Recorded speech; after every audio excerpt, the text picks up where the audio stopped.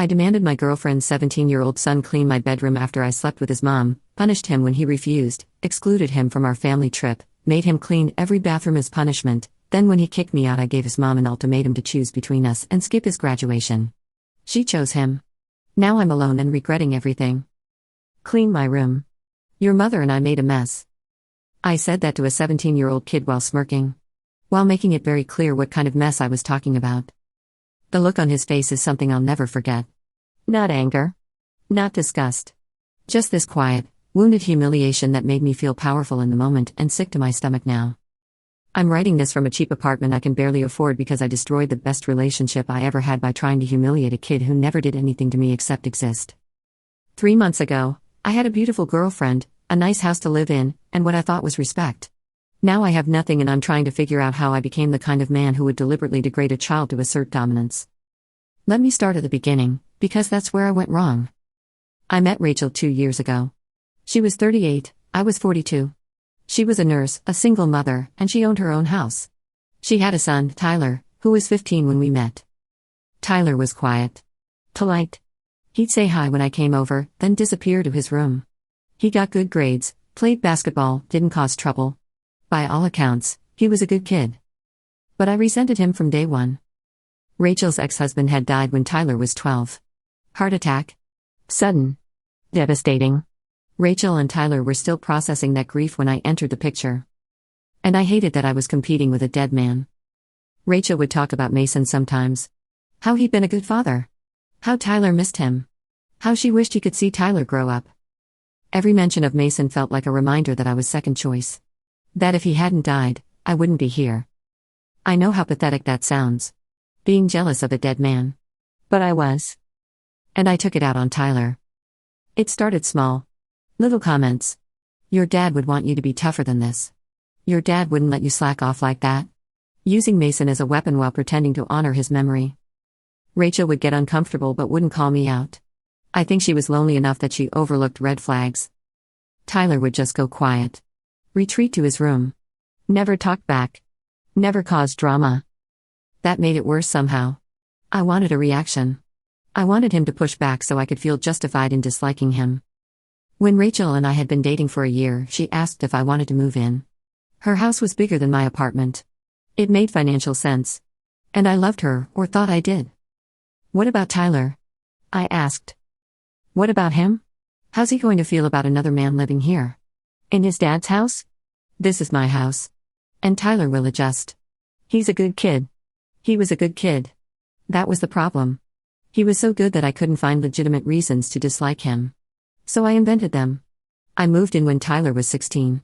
That's when the real power struggle began. I started treating the house like it was mine. Making rules. Demanding Tyler follow them. Acting like I was the man of the house and he needed to fall in line. Dishes need to be done before you go to bed, I'd announce.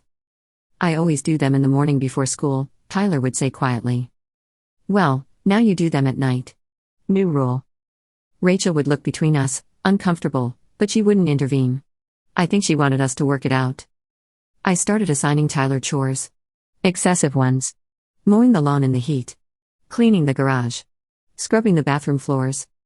He's 17, Rachel said once. He needs time for homework and basketball. He needs to learn work ethic. My dad had me doing twice this much at his age. It was a lie. My dad barely spoke to me. But Rachel didn't know that. Tyler did everything I asked without complaint. And that made me angrier.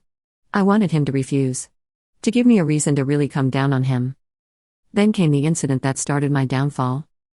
Rachel and I had sex one Saturday morning. Tyler was home, in his room down the hall. We weren't exactly quiet. Afterward, Rachel went to take a shower. I lay in bed, feeling smug and territorial. This was my woman. My bedroom. My house, even though it legally wasn't. Tyler walked past the door to go downstairs. I called out to him. Tyler. Come here. He appeared in the doorway, carefully not looking at the bed where I was still lying naked under the sheets. Yeah? Your mother and I made a mess in here. Need you to strip the bed and take the sheets down to the laundry. Then remake it with fresh ones. His face went red. What? You heard me. Clean sheets are in the hallway closet. Get to it. That's your mess. You clean it. Excuse me? I sat up. What did you just say to me? I'm not cleaning your bedroom after you. After you and Mom. He couldn't even finish the sentence. After we what? Had sex? In our bedroom? In this house that your mother owns and generously lets you live in? I live here. This is my house too. No. You're a guest here. A child. And when an adult tells you to do something, you do it. He stared at me with this mixture of humiliation and disbelief. You're doing this on purpose. To humiliate me. I'm teaching you respect. Now are you going to do what I asked, or are we going to have a problem? Rachel came out of the bathroom, wrapped in a towel. What's going on? I asked Tyler to change our sheets and he's being disrespectful about it. She looked between us. Tyler, it's fine. I'll do it. No, I said firmly. He needs to learn that everyone in this house contributes. Including him. Tyler looked at his mother. Waiting for her to defend him. To tell me I was being inappropriate. She didn't. Just do it, Tyler. Please. It's not a big deal. His face crumpled. Not with anger. With betrayal. He turned and left. Went to his room and slammed the door. You didn't have to ask him to do that, Rachel said quietly. Why not? It's a chore. He does chores. That felt deliberately humiliating. That's ridiculous. Laundry is laundry. She didn't push it. Just got dressed and went about her day. Tyler didn't come out of his room for the rest of the day. Didn't eat dinner. Didn't speak to either of us. I felt victorious. Like I'd established dominance. Looking back, that's when Tyler started really hating me. And I'd earned it. Over the next few months, I escalated. Finding new ways to exert control. New chores. New rules. New ways to remind Tyler that I was the adult and he was just the kid who had to do what I said. Rachel started pushing back sometimes. You're being too hard on him. He's a good kid, he doesn't deserve this. Can you just ease up a little? But she never put her foot down. Never told me to stop. She'd express concern, I'd dismiss it, and we'd move on. Until the family trip. Rachel planned a weekend at the beach. Her parents would be there, her sister's family, all of us. She was excited about it. Tyler's really looking forward to it, she said. He hasn't seen his grandparents in months. 2 days before we were supposed to leave, Tyler forgot to take out the trash. One time. One small oversight. I saw my opportunity. Tyler, come here. He appeared, wary now. He'd learned to be careful around me. You forgot the trash. Sorry. I'll do it now. Too late. You had one job today. You failed. So you're not coming on the trip this weekend? His face went pale. What? You heard me. You're staying home. Maybe next time you'll remember your responsibilities. That's not fair. I just forgot one time. And there are consequences for forgetting. You're 17. You should know better. Rachel came in. What's happening? Tyler's not coming this weekend. He can't handle basic chores, so he doesn't get rewards. That's extreme. It's one mistake. And he needs to learn that mistakes have consequences. He's staying home. Tyler looked at his mother. Mom, please. Grandma and Grandpa are expecting me. I know, honey. Maybe if you apologize too. No. I cut her off. No apologies. The decision is made. He stays home. End of discussion. Rachel looked torn. Can we talk about this privately? There's nothing to talk about. Tyler's eyes were wet. You're doing this because you hate me. I don't hate you. I'm teaching you accountability. You're punishing me because you can. Because Mom lets you. He looked at Rachel again. Waiting. Hoping. She said nothing. Tyler went to his room. Packed his basketball gear. Left for a friend's house. Stayed there the whole weekend while we were at the beach. Rachel was miserable the whole trip. Her parents kept asking where Tyler was. She made excuses. Her sister pulled her aside and I heard them arguing. Why would you let him do that? Her sister said. It's complicated. Tyler needs to learn. Tyler is a great kid and your boyfriend is on a power trip. You're letting him abuse your son. It's not abuse. It's discipline. But Rachel looked uncertain when she said it. We came home to a clean house. Tyler had done all his chores and more. Cleaned the bathrooms, mopped the floors, organized the garage. There was a note on the kitchen counter, hope this proves I can handle my responsibilities. Rachel cried when she read it. I felt nothing. Just irritation that he was trying to manipulate her with guilt. "See?" I said. "The punishment worked. He learned his lesson." Did he? Or did he just learn that his mother won't protect him? That stung. But I pushed it away. Things got worse after that. Tyler stopped talking to me completely. Would respond in one-word answers when necessary, otherwise acted like I didn't exist. I didn't care. I told myself he was being a brat. That this was normal teenage rebellion. Then came the bathroom incident. Tyler was in the shower one evening. I needed to use the bathroom.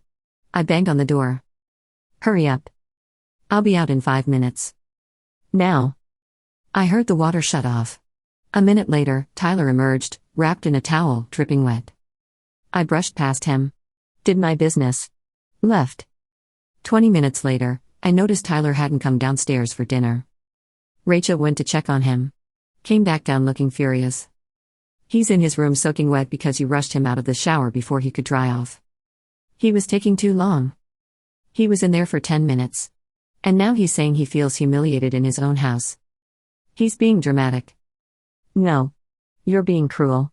This has to stop." "I'm not being cruel. I'm being practical. The kid needs to learn the world doesn't revolve around him. He knows that. His father died. He's had to grow up fast. And now you're treating him like some problem child when he's never done anything wrong." This was the first time Rachel had really stood up to me. I didn't like it. "Fine," I said. "If you think I'm too hard on him, you deal with discipline. I'll back off completely. But when he turns into an entitled brat, don't blame me." I didn't back off. I got worse. The next week, I made a new rule: Tyler had to clean all 3 bathrooms in the house every Sunday. Thoroughly. Toilets, showers, floors, everything. "Why just Tyler?" Rachel asked. "Because I do the yard work and you work all week. He needs to contribute more. He already does his own laundry, keeps his room clean, does the dishes, takes out the trash. And now he does the bathrooms. It's not negotiable." Tyler did it without complaint. Every Sunday. 3 hours of scrubbing bathrooms. But I could see something in him changing. The quiet, polite kid was being replaced by someone angry and defeated. I told myself it was good. He was toughening up. Then came his 18th birthday. Rachel wanted to throw him a party. Invite his friends, his grandparents, make a big deal of it. I didn't want strangers in the house. I told her it was too much work. It's his 18th birthday. So? He's an adult now. He doesn't need a party. We thought about it for days. Finally, Rachel said she'd do it anyway. Without my help. The day before the party, Tyler and I had our final confrontation. I came home from work to find Tyler's basketball stuff in the living room. Duffel bag, shoes, ball. "Clean this up," I said. "Now." "I just got home from practice. I'll move it in a minute." "Not in a minute. Now." He sighed. Started gathering his things. I don't know what came over me. Maybe it was the fact that Rachel was planning his party despite my objections. Maybe it was seeing him in the house that I'd started thinking of as mine. Maybe I was just a bully who'd been building up to this moment for 2 years. "You know what?" I said. "I'm sick of this. I'm sick of you sulking around here like I'm the bad guy. I'm sick of your mother taking your side. I'm sick of pretending like you're not the problem in this house." Tyler stopped. Turned to look at me. "I'm the problem?" "Yeah. You are. You walk around here like you own the place. Like I'm some intruder in your life. This was your dad's house, right? Your perfect dad who died and left you with this widow for a mother." "Don't talk about my dad." "Why not? He's the reason you resent me. Because I'm not him. Because I had the audacity to fall in love with your mother after he had the bad luck to drop dead." Tyler moved faster than I expected. Grabbed me by my shirt, shoved me against the wall. "Get out of my house." I was shocked. He was stronger than I thought. Taller than me. And angrier than I'd ever seen him. "Let go of me." "No. You get the hell out of my house. This is my house. My mom's house. You don't live here. You don't make the rules. You're just some asshole who moved in and acts like you own everything." Rachel came running in. "Tyler. Let him go." "No. He needs to leave. I'm done. I'm done with him treating me like dirt in my own house. I'm done with him disrespecting Dad. I'm done." He shoved me toward the door. Hard. I stumbled. My ego was bruised more than my body. Fine, I shouted. Fine. Rachel, choose. Right now. Me or him. Silence. Tyler let me go. Stepped back. Looked at his mother. I looked at her too. Confident she'd choose me. We'd been together for 2 years. She loved me. Tyler was just being a dramatic teenager. Rachel's face was pale. Tears streaming down her cheeks. Get out, she whispered. What? Get out. Pack your things. Leave. You're choosing him over me? I'm choosing my son over the man who's been abusing him for 2 years. Yes. I never abused him. You made him clean our bedroom after we had sex. You humiliated him deliberately. You excluded him from family trips. You rushed him out of the shower. You've done everything possible to make him feel unwelcome in his own home. That's abuse. I was trying to teach him respect. You were trying to replace his father. And when you couldn't, you punished Tyler for it. The words hit like a slap because they were true. Rachel, please. We can work this out. No. We can't. I should have kicked you out months ago. I should have protected my son from you. I didn't. But I'm doing it now. Leave. I looked at Tyler. He was crying too, but there was relief on his face. I'd broken this kid for 2 years. And he was relieved I was finally leaving. This is a mistake, I said. The mistake was letting you move in, Rachel said. The mistake was every time I let you hurt my son and didn't stop you. Get out. I packed a bag. Loaded my car. Left. I was so angry. So convinced they'd regret this. That Rachel would call in a few days, apologetic, begging me to come back. She didn't call. I called her. She didn't answer. I texted. She didn't respond. Finally, after a week, she sent one text, Tyler's graduation is in 2 weeks. You're not invited. Don't contact us again. Tyler's graduation. That's when I made my final, catastrophic mistake. I showed up at Rachel's work. Cornered her in the parking lot. We need to talk. I have nothing to say to you. I miss you. I love you. We can fix this. There's nothing to fix. You abused my son. We're done. I never abused him. I was trying to be a father figure. A father figure doesn't humiliate. Doesn't punish excessively. Doesn't make a child feel unwelcome in their own home. You weren't a father figure. You were a bully? Fine. You want me to apologize to Tyler? I'll do it. I'll make things right. It's too late for that.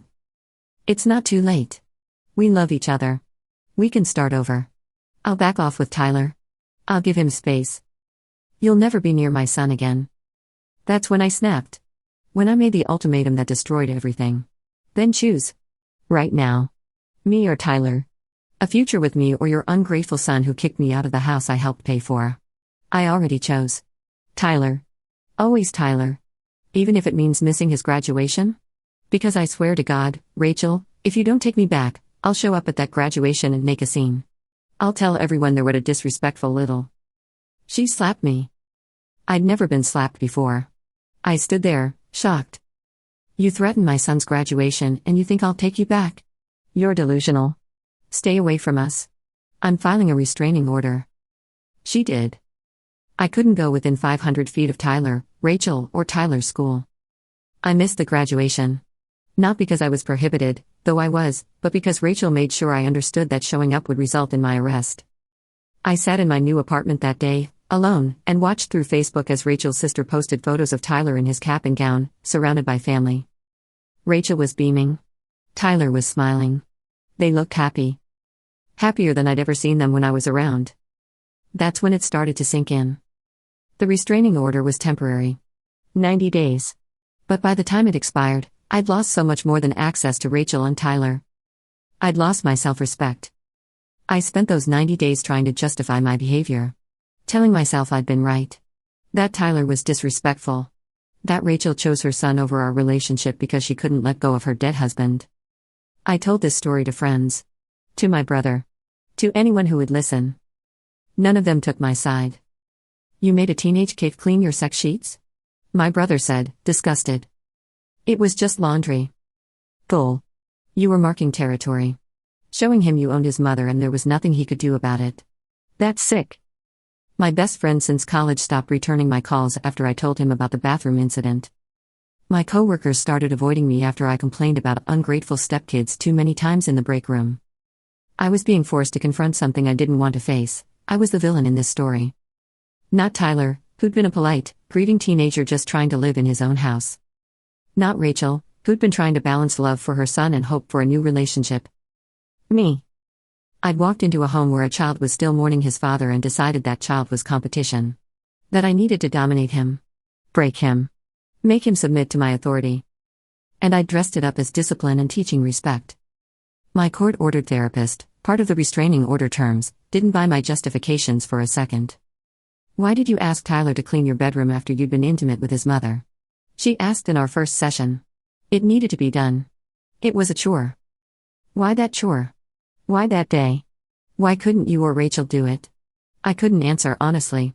Because the honest answer was, I wanted to humiliate him. "You were threatened by a teenage boy," my therapist said. "A child who'd lost his father. And instead of having empathy, you saw him as an obstacle to claiming what you thought was yours." Rachel was mine. Rachel was a person. Not property. And Tyler was her son. Not your competitor. She made me examine every interaction. Every punishment. Every rule. "Why did you exclude him from the family trip?" "He forgot the trash." Do you really believe forgetting to take out trash one time warranted missing a weekend with his grandparents he hadn't seen in months? Silence. Or did you want to punish him for existing? For being the reason Rachel sometimes said no to you? For being evidence that she'd had a whole life and family before you? I started crying in that session. Because she was right. I'd resented Tyler from day one.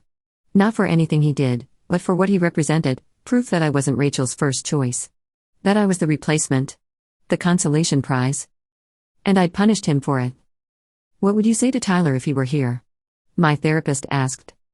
"That I'm sorry." For what specifically? For making him clean the bedroom. For excluding him from the trip. For being too hard on him. "You're minimizing. Try again." I took a breath. For making him feel unwelcome in his own home. For humiliating him.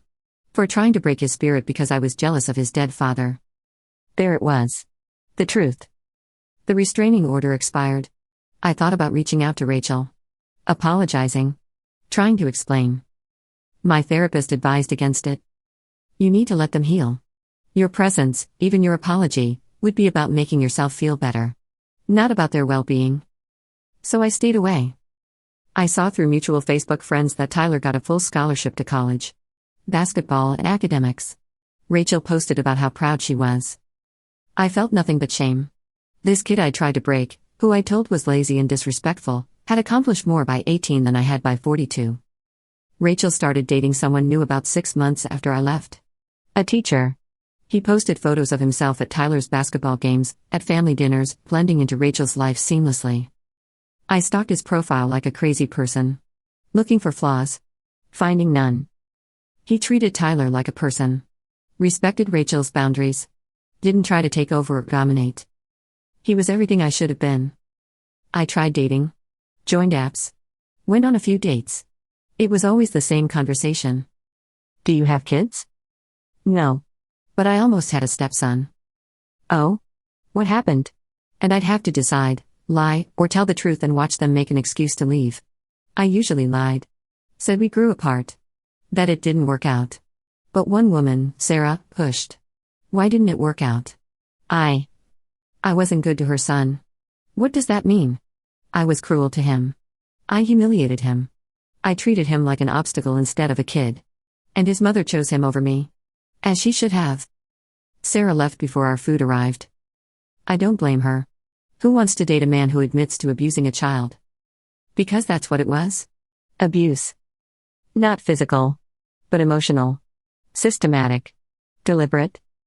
I'd spent 2 years making a grieving teenager feel worthless in his own home because my ego couldn't handle being with a woman who'd loved someone before me. A year after the breakup, I ran into Rachel at a grocery store. She saw me. Her face went hard. She turned to leave. "Rachel. Wait. Please." She stopped but didn't turn around. "I'm sorry. For everything. I was terrible to Tyler. You were right to choose him." She turned then. Looked at me with something like pity. "You know what the saddest part is? Tyler felt guilty. After you left, he apologized to me for kicking you out. He was worried he'd ruined my happiness. My chest tightened. That's the kind of kid he is. Thoughtful. Kind. Even after you spent 2 years trying to destroy him, he felt bad about defending himself. Rachel. He's thriving now. At college. Happy. He has a girlfriend who thinks he's amazing. He's on track to graduate with honors. He's everything you said he wasn't. I know. I was wrong about everything. Yes. You were. And you don't get to apologize your way back into our lives. You had your chance. You chose cruelty. Now you get to live with that. She left. I stood in that grocery store and cried. Tyler graduated college last month. I saw the photos online. Rachel was there. Her boyfriend, fiancé now, I saw the ring in one photo. Tyler's girlfriend. His grandparents. He looked happy. Healthy. Like the weight of my presence had been lifted from his shoulders. I'm 45 now. Single. Living alone. Working a job that pays the bills but nothing more. I think about Tyler a lot. About what I stole from him. 2 years of feeling safe in his own home. 2 years of his mother's full support while she was torn between us. I think about the bedroom incident. How I'd felt powerful watching him turn red with humiliation. How that power had felt good in the moment. It makes me sick now. I demanded a grieving child clean evidence of his mother's sex life to assert dominance. I excluded him from family trips over minor infractions to punish him for existing. I made him scrub toilets and clean bathrooms to keep him in his place. And when he finally stood up for himself, I tried to make his mother choose between us, confident she'd choose me. She chose him. As she should have. My therapist asked me recently what I've learned. That jealousy makes you cruel. That competing with a child makes you a monster. That you can't build a relationship by tearing someone else down. What would you do differently? Everything. I'd treat Tyler with respect from day one. I'd support Rachel's relationship with her son instead of resenting it. I'd remember that being second doesn't mean being less. That Rachel choosing me didn't mean Tyler couldn't also matter. And now? Now I live with the knowledge that I had something beautiful and I destroyed it because I couldn't handle my own insecurity. I have no illusions of redemption. No hope that Rachel will forgive me or that Tyler will ever think of me as anything but the man who made his teenage years miserable. I'm just the cautionary tale. The evil stepfather. The insecure man who bullied a kid and lost everything. Sometimes I drive past Rachel's house. Not close enough to violate any boundaries. Just close enough to see it. There's a different car in the driveway now. Probably the fiancé's. The lawn is well maintained. Flowers in the garden. It looks like a happy home. It was a happy home before I moved in. Tyler and Rachel, healing together from Mason's death. Building a life. I poisoned it with my insecurity and need for control. And when I was finally removed, they healed again. Faster. Better. I was the infection. Tyler was right to kick me out. Rachel was right to choose him. If you're reading this and you're dating someone with kids, please learn from my catastrophic failure. Those kids aren't your competition. They're not obstacles to overcome or dominance to assert. They're children who deserve respect and kindness, especially if they're already dealing with loss or trauma. If you feel threatened by a child, the problem isn't the child. It's you. Get therapy. Work on your insecurity. Don't make them pay for your inadequacy. If you find yourself assigning excessive punishments, inventing ways to humiliate them, or feeling satisfied when they're hurt, stop. You're not teaching them anything except that adults can't be trusted and home isn't safe. And if their parent has to choose between you and their child, they should choose their child. Every single time. I demanded my girlfriend's son clean my bedroom after I slept with his mother. I punished him for refusing by excluding him from family trips. I made him scrub bathrooms for hours to keep him submissive. When he finally stood up to me, I gave his mother an ultimatum, him or me. She chose him. And now I'm alone, with nothing but regret and the clear understanding that I earned every bit of this isolation. The last time I heard anything about Tyler was through a mutual acquaintance. He's engaged now. Planning a wedding. Rachel is helping him plan it. The fiancé who replaced me will probably walk Tyler's future wife down the aisle alongside Rachel, like a real family. I could have been part of that family. If I'd been a better man. If I'd treated Tyler with the kindness he deserved. But I wasn't. And now I'm not. I demanded a child clean evidence of his mother's intimacy to humiliate him. Now I clean my own small apartment, alone, with no one to share it with. That's karma. And I can't say I didn't earn it.